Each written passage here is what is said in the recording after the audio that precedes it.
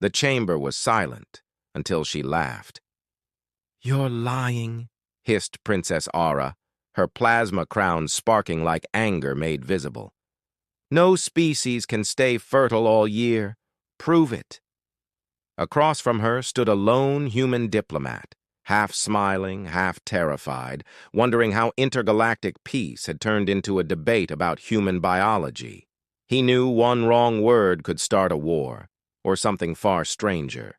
When 1,000 alien eyes fixed on him, he just said, "All right, Your Highness, science it is." No one in that hall realized the demonstration would rewrite alien history and break a royal heart. If you love wild human versus alien moments like this, where curiosity, culture, and chaos collide, make sure to like, subscribe, and share this video. It helps more sci-fi fans discover these incredible HFY tales. And hey, drop a comment. What would you do if an alien princess challenged you to prove humanity's strangest biology fact? The air shimmered with heat and judgment. Every alien in the tribunal hall looked like carved statues, except their eyes, which twitched in disbelief. Princess Aura sat on her living silk throne, tall, violet, and impossibly calm. "State your claim again," she demanded, her voice carrying that dangerous mix of curiosity and mockery. The human envoy, name tag slightly crooked, took a slow breath. "My species," he said, "can mate year-round." The words hit the chamber like a thunderclap. Gasps. A few choked sounds. Even the scribe's pen froze mid-stroke. Aura tilted her head, plasma crown flickering. "You're suggesting your kind is perpetually in heat?" she pressed, disbelief curling at the edge of her lips. "Especially on Mondays," he said without missing a beat. A ripple of scandalous murmurs filled the air. Some aliens hissed. Others whispered prayers. Aura leaned forward. "Impossible. Such biological recklessness is unsustainable for a cognitive species." He met her gaze, calm and infuriatingly human. "Then you've clearly never studied our history. We don't need a season, just opportunity." The court erupted again until the lead scholar slammed his staff. "By law," he intoned, "a demonstration is required."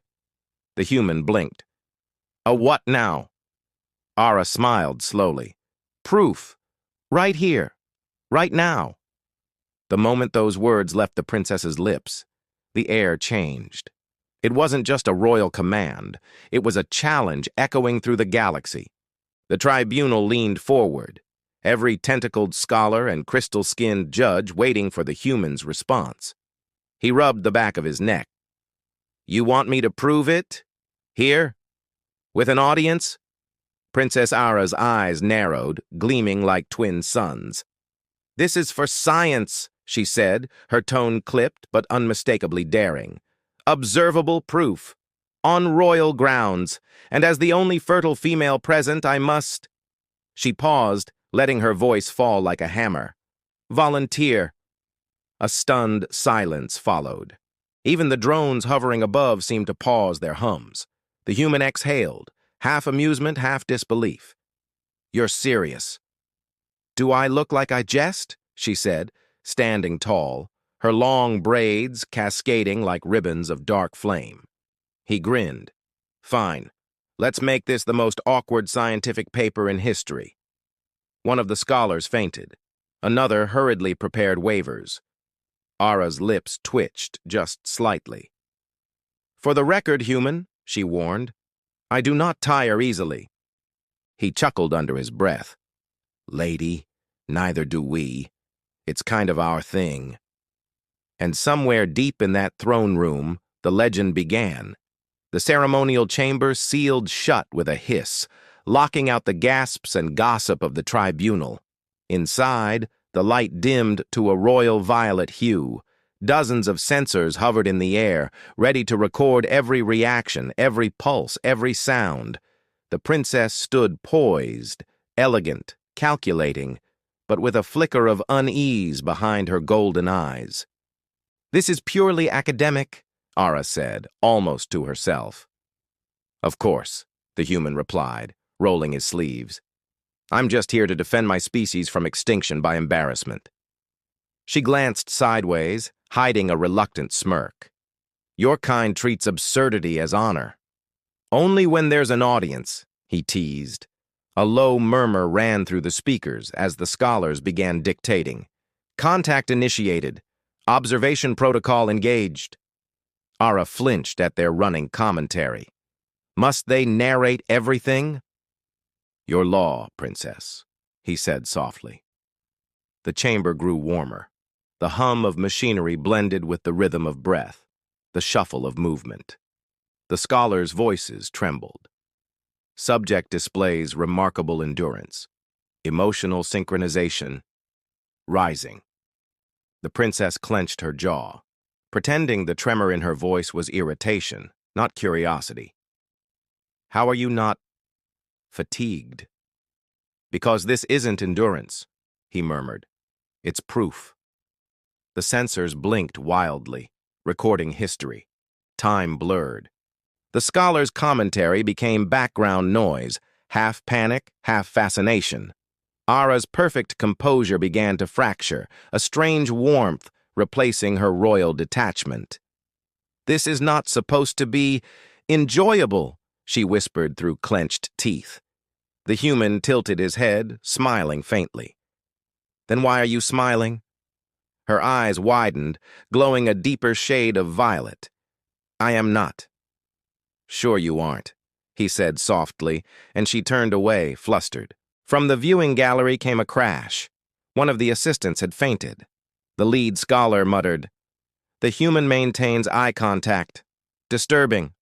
Possibly a dominance display. Ara tried to reclaim her control.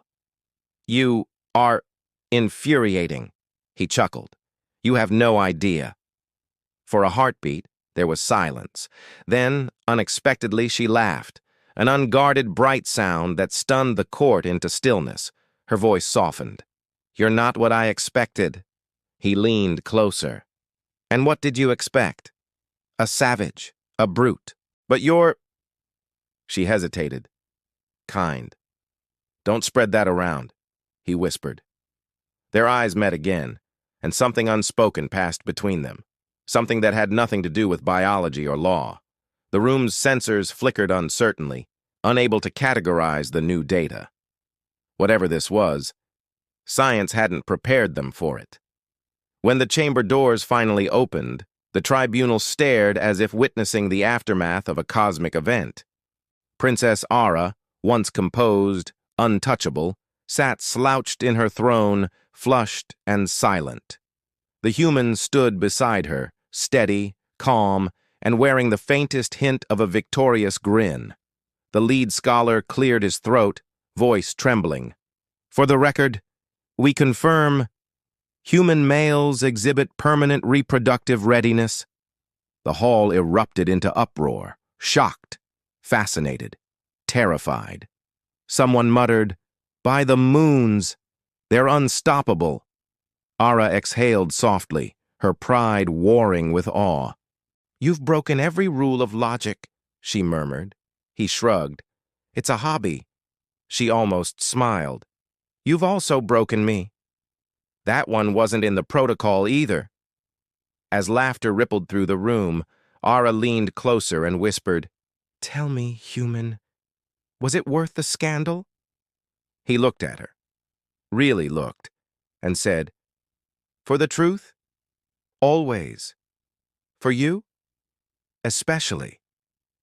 And for the first time in centuries, a royal decree changed not through war or conquest, but through curiosity, and a single impossible bond between two beings who shouldn't have understood each other at all. And that, dear travelers, is how one human turned a galactic tribunal into a love story disguised as science. Princess Ara's name became legend, her rebellion immortalized in every alien history book, proof that even logic bows to emotion. If you enjoyed this story, make sure to like, subscribe, and share so more humans and curious aliens find our corner of the galaxy Until next time, remember? Sometimes the universe doesn't fear us because we're strong. It fears us because we care.